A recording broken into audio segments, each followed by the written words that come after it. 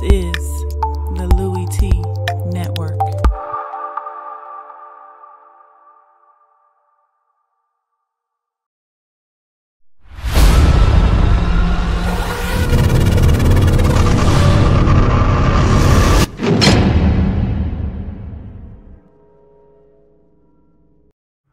Who else could it be but me, your man, Louie T? Welcome to Lockdown Coverage, week number 12 in the National Football League. Cleveland Browns taking on the Cincinnati Bengals, Battle of Ohio.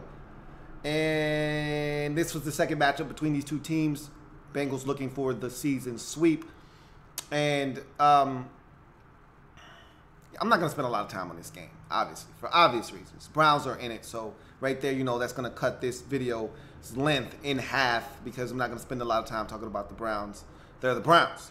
But Cincinnati, one game closer to 500, and I told them, look, you're not out of this thing. The AFC wild card is wide open, especially that sixth and final wild card spot. The Bills and their inconsistencies leave that door wide open right now.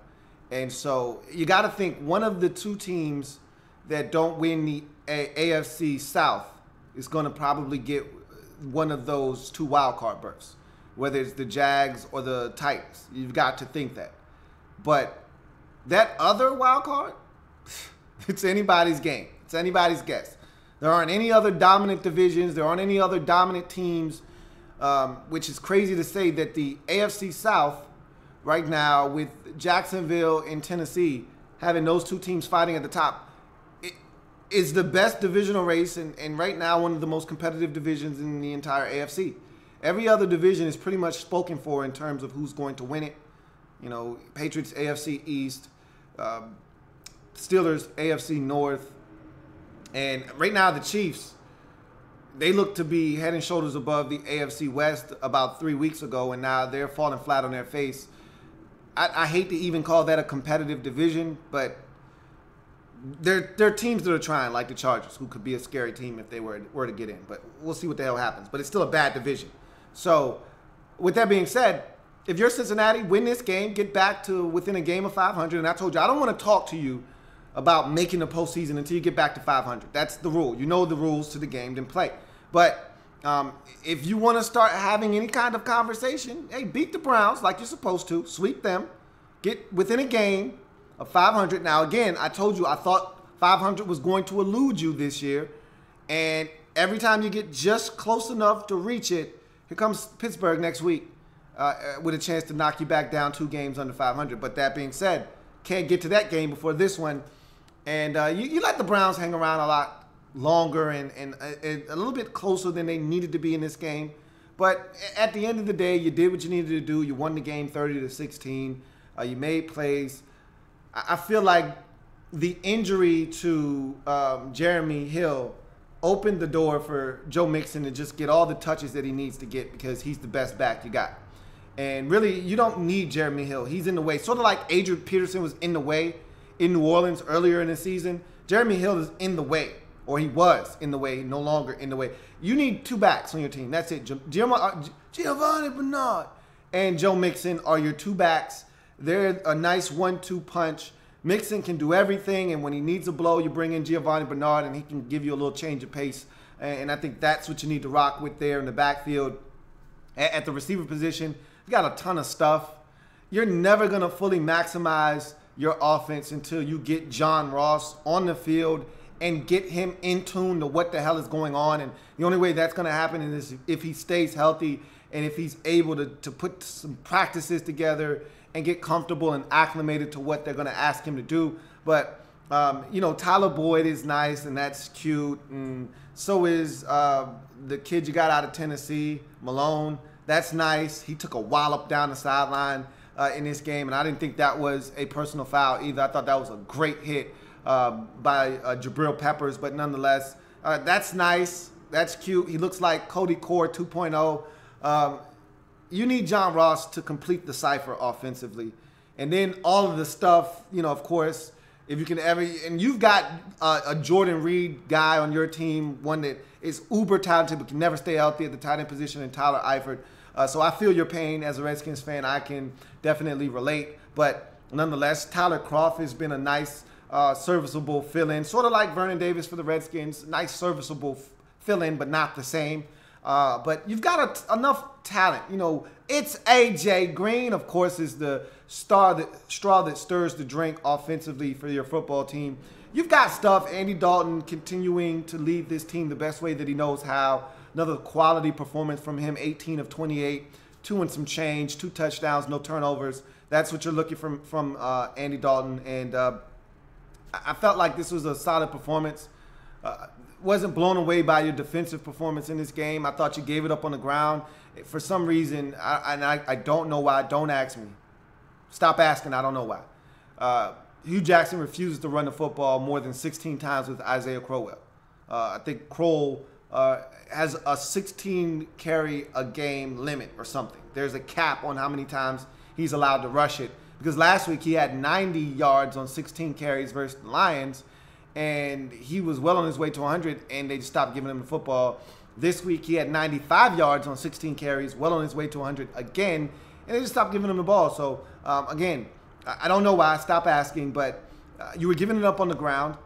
And I thought Deshaun Kaiser for the second consecutive week played really well. And I think he's starting to get it a little bit. Didn't turn it over in this game via, interceptions. I think he did have a fumble in this game, if I'm not mistaken. But nonetheless, he's starting to play better, making better decisions. Had a 4th down run for a touchdown, which was vital in them trying to get back into this game, cut it to a 1-score game at that time. So, wasn't the cleanest performance by the Bengals. Had a punt return nullified by blocking the back. So they're still making mistakes that 5 and 6 teams make. But it was a good enough performance to get you the win against an opponent that you were supposed to beat. And so now you find yourself at 5 and 6 with this victory. The question is, can you make it 6 and 6 with the win at home versus Pittsburgh next week? That's the one you need to get. And if you want to start having a conversation using the P word, you got to beat Pittsburgh next week. And we'll see if you're able to do that. As for the Browns, they're the Browns. And, oh, man, they just frustrate me on so many different levels. I mean, Corey Coleman, he makes a difference when he comes back. You can see that. Wins on a deep ball down the field, and Kaiser makes a beautiful throw to him down the sidelines. Kaiser makes another gorgeous throw to Coleman, who beats his defender into the end zone for an easy, surefire touchdown, and he drops it right in his hands. Both hands hits the ground. And it's those kinds of drops that remind you why they're the Cleveland Browns. It's the fact that Isaiah Crowell is dominating on the ground again, and Hugh Jackson refuses to get him the football. It's these types of instances that remind you why the Browns are the Browns. And so they frustrate me to no end, but that's nor here nor there. They continue to be the only winless team in the league now at 0-11 as they lose this game 30-16. Next week, they are on the road at Los Angeles taking on the Chargers. A winnable game, but by their standards, probably going to be another loss. But we'll see what happens as they continue on their quest to win a game. Sort of like last year. We're in the same spot we were this time last year, where they were hunting and searching for their lone win of the season. Good to see your first overall pick, Myles Garrett, get a sack. So that's nice, his 5th of the year. So some of the young guys are playing well. I love Seth DeValve.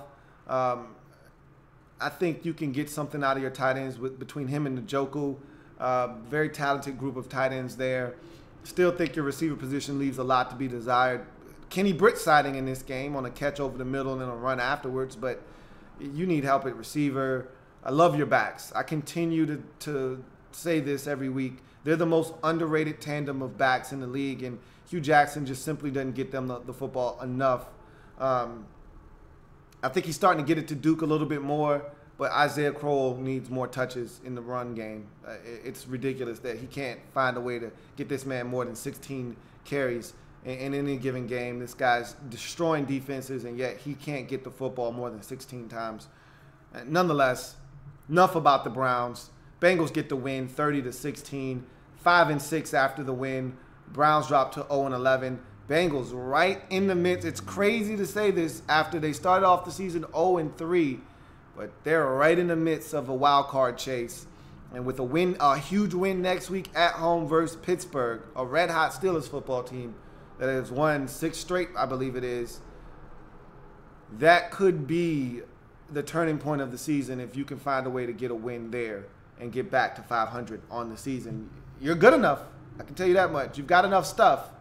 But we'll see if you're capable of beating a good opponent, something you haven't done all season for the most part. All your wins have come against lesser opponents. Can you find a way to beat a good team, a team with a winning record? Have you done that this season? I know you beat Indy. You beat the Browns twice. Who else have you beaten?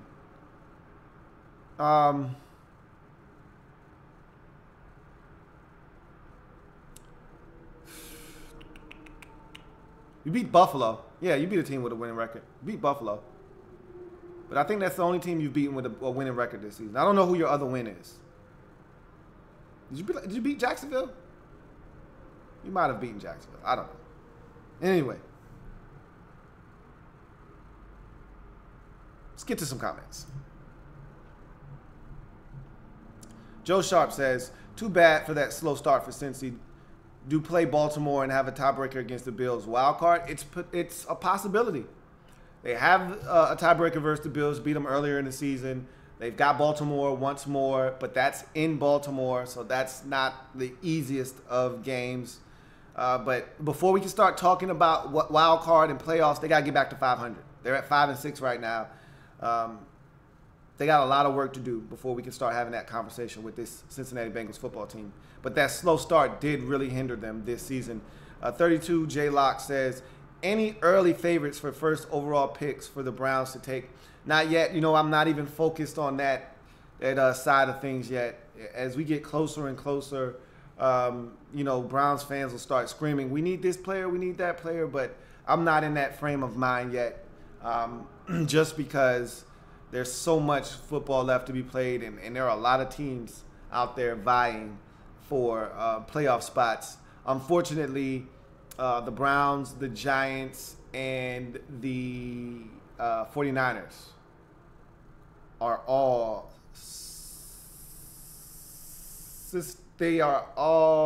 mathematically eliminated.